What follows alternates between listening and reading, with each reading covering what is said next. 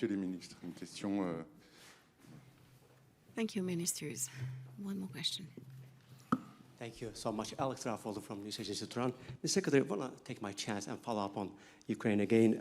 President Zelensky gave an interview early this week, and he said that in his view, there can be no meaningful security guarantees for Ukraine if the United States is not part of it. Do you think Europe alone can do it? And Mr. Foreign Minister, same question but differently. Given the incoming administration's viewpoint, can you see any being there in a coalition of European countries that would be willing to provide guarantees to Ukraine, which will be enough for lasting peace? And or do you just think that willpower is not there? Is America still a key on this? If I may, very quickly follow up on concerns across the continent over Russian interference directly in the election processes in Europe. What can Europe do to better vaccinate, if you want, against that problem? And finally, Mr. Secretary, if I goes to you on Georgia. President Macron this week backed the protesters in Tbilisi, and he said that new elections could be way out of the current political crisis. And they've taken some measures, sanctions, but I want to give you a chance to expand on that. Is there anything that the Western allies can do to save Georgia's democracy? Thanks so much. Okay. Thank you. Happy to start.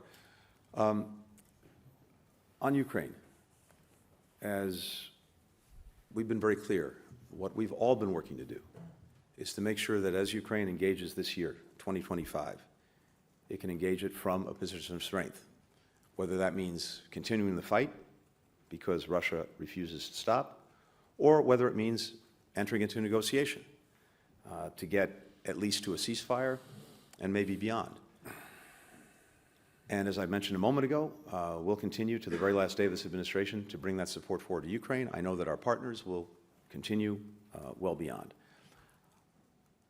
If there's going to be a negotiation, if there's going to be a ceasefire because we brought it to that point, I think it's going to be critical, and I believe that the incoming administration will want to make sure that they negotiate the best possible deal. And the best possible deal has to be one that builds into it real deterrence against Russia repeating its aggression 6 months, a year, 2 years, you name it. Because here's what we know. Putin has not and will not give up on his imperial ambitions. And if there's a ceasefire, he'll want to try to use the time to rest, to refit, and eventually to reattack. That's why it's absolutely essential that part of this include an effective deterrent against any further aggression by Russia. Now, that can take different forms, including the form of having certain countries police any demarcation or any ceasefire line. And that's something I know that's been discussed and that we talked about today with the foreign minister. The next administration will have to decide, if it comes to that, what role, if any, the United States would play.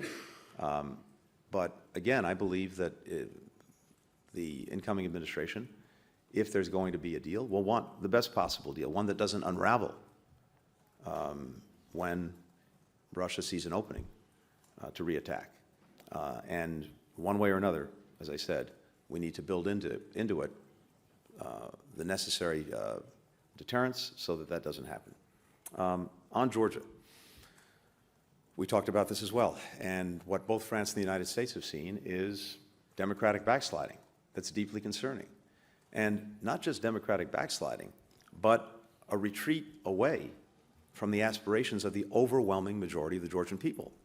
The aspiration to build a future that is closer and closer to Europe. So having seen that backsliding, having seen a government that's acting in contravention of the clear will of the people that it purports to represent, having seen an election that raised many questions, having seen repressive actions taken by the government about people who are trying to speak freely and openly, we, as well as our partners, have taken action. We sanctioned the leader of the Georgia Dream party, Ivanishvili, as well as other members of the government. We suspended American assistance to the Georgian government, acting together with almost all of our partners in the OSCE, including France. We invoked the Vienna mechanism through the OSCE to also make clear that the steps that have been taken, including legislation that profoundly squeezes the space for freedom of expression and freedom of action by civil society, that has to change. So I think you see a clear unity of purpose when it comes to the United States, France, many other countries, faced with the very unfortunate actions of the government in Georgia.